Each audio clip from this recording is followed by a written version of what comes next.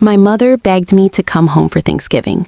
I'm Sarah Bennett, I'm 28, and like an idiot, I actually thought this time might be different. She called me in Seattle at 2 a.m., sobbing on FaceTime about how we never see you anymore and how the whole family needs you. 14 hours later, 2 flights, maxed out credit card, I showed up at her Phoenix doorstep with gifts and hope. I rang the bell, stupidly expecting a hug. The door flew open.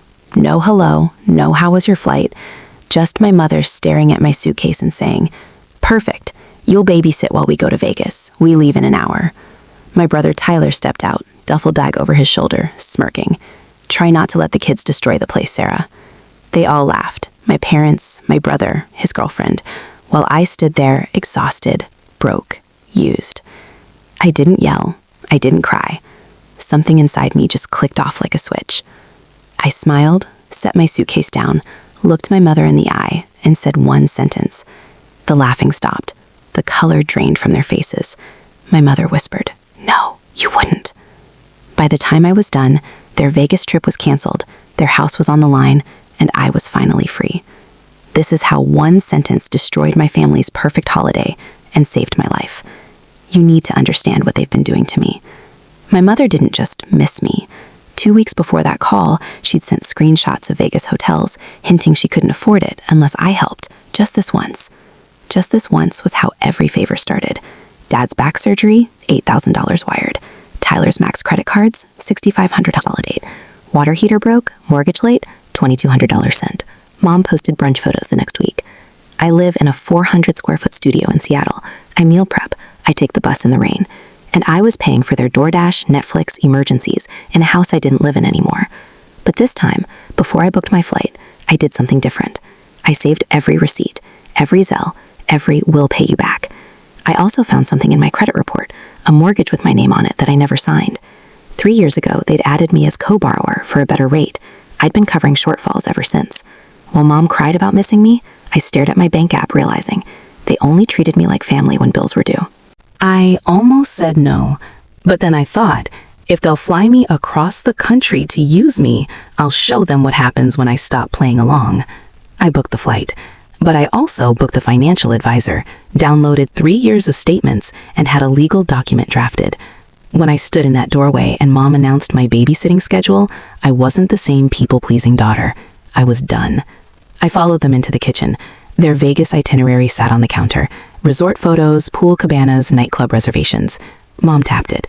"See, this is why we needed you. The kids stay with you. We finally get a real vacation." I looked at the confirmation number, recognized my credit card number on her phone screen. That switch inside me flipped again. I smiled.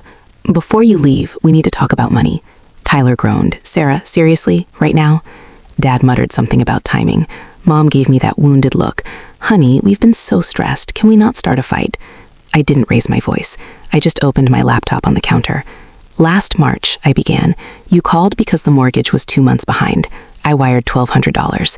In June, Tyler's business maxed his card. I sent $2,500. Water heater, $900. Dad's truck tires, $600. Electric bill, $300 here, $400 there." I scrolled slowly, every entry highlighted. This doesn't count Disney Plus, Hulu, Netflix, Spotify, Walmart Plus, the cell plan, the random Venmo requests that always line up with Black Friday sales. Tyler's face went pale, seeing his own "I swear I'll pay you back" texts in the notes column. Mom's hand flew to her mouth, seeing her messages next to deposits for gas money to visit Grandma, followed by photos at a nail salon. Dad's jaw tightened, seeing the PayPal for surgery copay and the receipt for a new flat screen the same week. "This isn't fair," Mom whispered. "You're making us look like bad people." I shook my head. "I'm not making you look like anything. I'm showing you what actually happened." I scrolled to the bottom, the total in bold.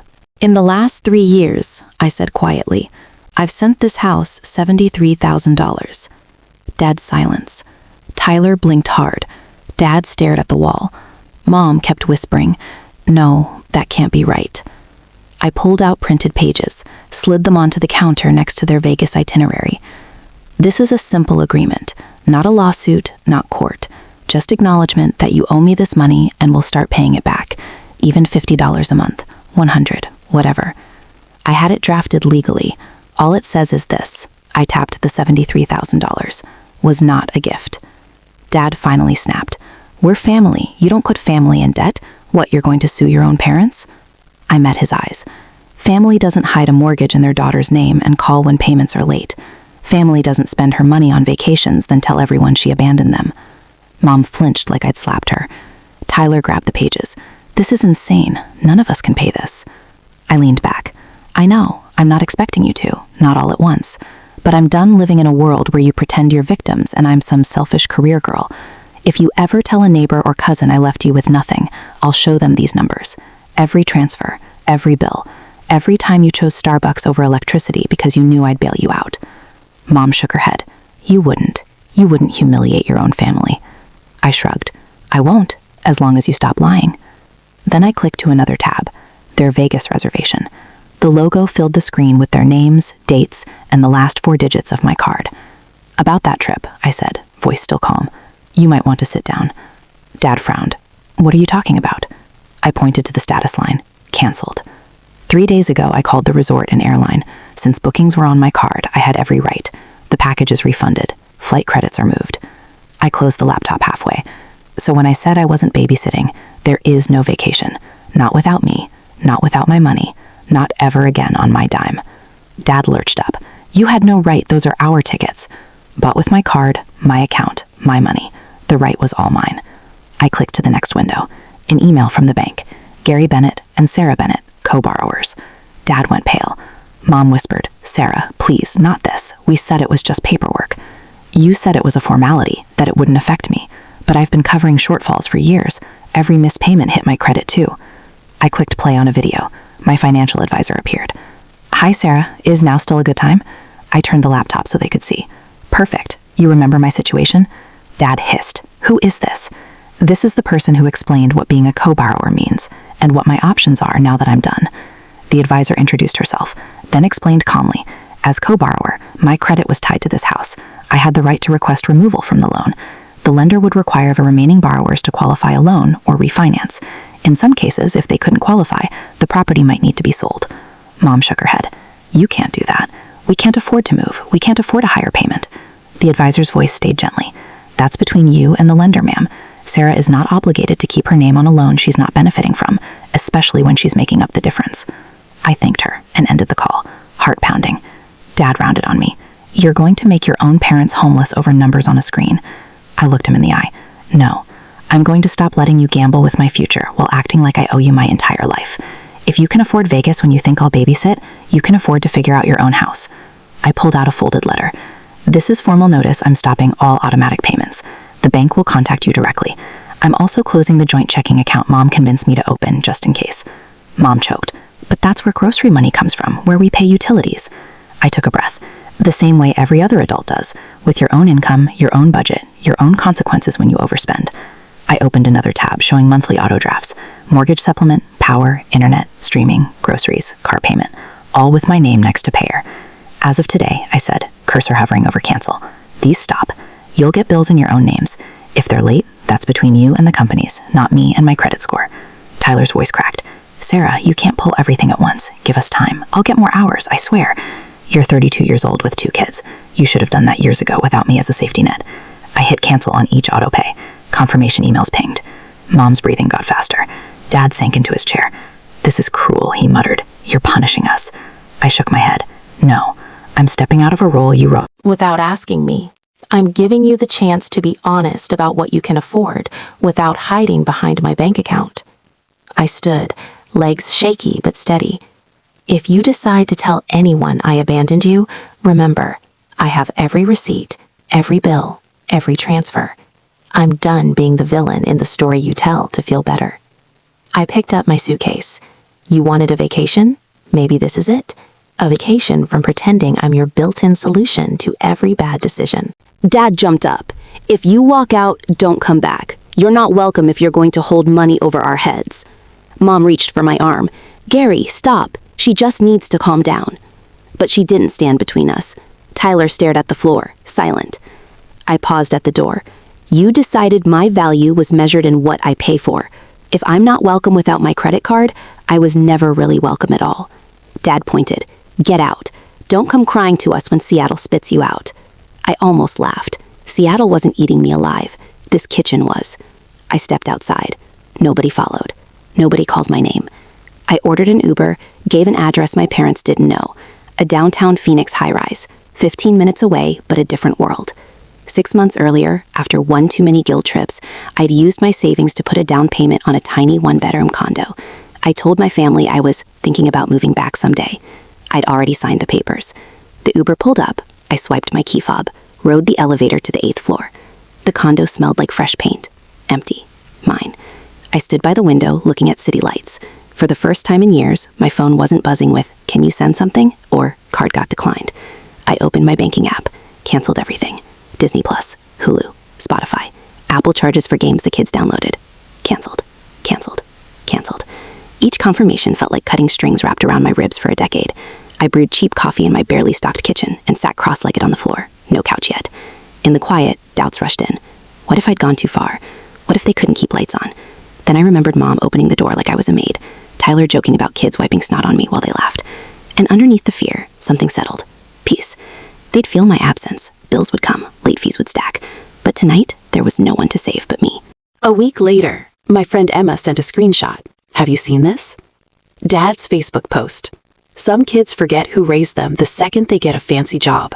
Our daughter flew in from Seattle and decided money was more important than blood. Pray for us. Comments flooded in. So sorry, Gary. Kids these days. Set up a GoFundMe. We'll share it. My stomach twisted. He was doing exactly what I warned him not to, rewriting the story, making himself the victim. For a minute, I almost called him, almost begged him to take it down, almost offered to reinstate a payment. The old me, trained to fix everything, clawed at my chest. Then I pictured the spreadsheet, the mortgage email, the way Mom looked past my face at my suitcase like I was a delivery driver. That snapped me back. Instead, I emailed my financial advisor, told her about the post, asked what else I should do to protect myself. She responded with calm detail. Document everything, save transfers and bills, make sure the bank had the full picture of who'd been paying what. She mentioned that when one person props up a household claiming hardship, it's appropriate to ask for things to be reviewed to make sure everything is above board. Over the next weeks, while Dad posted vague complaints, envelopes started arriving at their house. Mom's frantic texts. Did you talk to the bank? They want updated loan information. There's something from the IRS. Why are they asking questions? I'd never said everything was fine. I'd said I was done smoothing things over in the dark. The bank wanted updated mortgage documents. Utilities wanted full payment instead of the partial ones I'd been slipping in like an invisible janitor. The comfortable fog they'd lived in was thinning. Tyler finally texted asking to meet at a coffee shop. He walked in looking smaller, dark circles, stubble, delivery bag over his shoulder. Dad needs to shut up online, he said. Those posts are making it worse. And I know you did something. The letters, the calls. You talked to someone, right? I sipped coffee slowly. What I did was stop pretending we were all honest. I talked to professionals. I made sure my name wouldn't go down with a ship I wasn't steering. He stared at the table. I signed up for more shifts, sold tech gear, moved the kids into a smaller room to take on a roommate. It sucks. But for the first time, I'm seeing what stuff actually costs. I didn't get it before. I just knew if it got bad, someone would text you. Meanwhile, Mom sold designer bags on Marketplace, barely used, when I knew she'd carried them to brunch dozens of times. Dad's new TV disappeared, replaced by an old boxy set from the garage. Their truck was repossessed one morning, the scene they used to cluck their tongues at when it happened to neighbors. Now it was their driveway, their embarrassment. Through it all, Dad never called to apologize, just kept throwing grenades online, vague posts about betrayal. I didn't respond publicly, didn't defend myself, didn't post my own screenshots, though I desperately wanted to. I didn't have to. I had my receipts, my advisor, my credit finally disentangling from theirs. And I had distance. Every time someone shared his story about the cold daughter, I thought, if they knew the real math, they wouldn't ask why I walked away. They'd ask how I stayed so long. By Christmas, the Miller house had become a different universe. So had mine. I found out in strange ways. Photos of Mom at discount stores instead of boutiques. Jason's kids in a small apartment instead of the backyard. I didn't reach out. I focused on my Seattle job, my portfolio, decorating my condo one paycheck at a time. Secondhand couch, fake tree, cheap fairy lights that made the place feel warm. Then one rainy Tuesday, someone knocked. My mother stood at my door looking smaller. No makeup, no styled hair, just a tired woman clutching a grocery bag like a shield. I let her in. She turned slowly, taking in my couch, my view, my tiny tree with 3 mismatched ornaments. "I didn't know it looked like this," she said softly. "I always pictured something bigger, fancier." I shrugged. "This is what I can afford without paying for 2 households." She winced, then opened the bag and pulled out an envelope. Inside, a check. Not $73,000. Not close, but something. "From selling things," she said quickly. "Bags, jewelry, that coffee table, and extra office shifts. It's not much, but it's a start. I told Tyler we can't pretend anymore." For a second, I just stared. It wasn't about the amount. It was about my mother, who treated my money like it grew on trees, admitting out loud she'd used me. She sat on my couch and started crying. Quiet, broken sounds. "Your father still says you betrayed us. He tells everyone you turned on us because you think you're better. But I can't keep saying it. Not after seeing those papers. Not after the bank letters. We did use you. I did." I sat beside her, leaving space. "I'm not asking you to hate him. I'm asking you to stop letting him rewrite what happened so he doesn't feel guilty." She nodded. "Tyler's really working now. Late nights, warehouse shifts, smaller apartment. The kids share a room, but at least it's a place he pays for himself." She looked at me carefully. "Do you think someday we could have Christmas where you come over and it's just dinner? No money talk, no hidden bills, just us?" My throat tightened. "Maybe, but only if everyone understands I'm not their safety net anymore. If I come, it's because I want to, not because there's a payment due." She nodded, stood, hugged me. A real hug this time. When she left, I slipped the check in a drawer. Didn't cash it right away. I just needed to know that for once, money flowed the other direction. As for Dad, I saw one more vague post about family betrayal. I muted him, then blocked his profile and number. It felt less like slamming a door, more like closing a wound that refused to heal. That Christmas Eve, I sat alone on my couch, tree lights blinking, cheap cocoa in my hands. And for the first time in my life, I didn't feel obligated to be anywhere else. No flights, no babysitting, no emergency transfers. Just quiet, just mine. Here's what I learned. Family doesn't stop being family when you say no. People who truly love you will adjust to boundaries. The ones only there for what you provide will call you selfish the moment you stop bleeding. It hurts, it's lonely, but sometimes distance is the only way to stop drowning in someone else's bad decisions. So let me ask you, if the people draining your bank account and sanity share your last name, would you keep paying just to be called loyal? Or would you walk away and finally give yourself permission to be your own family first?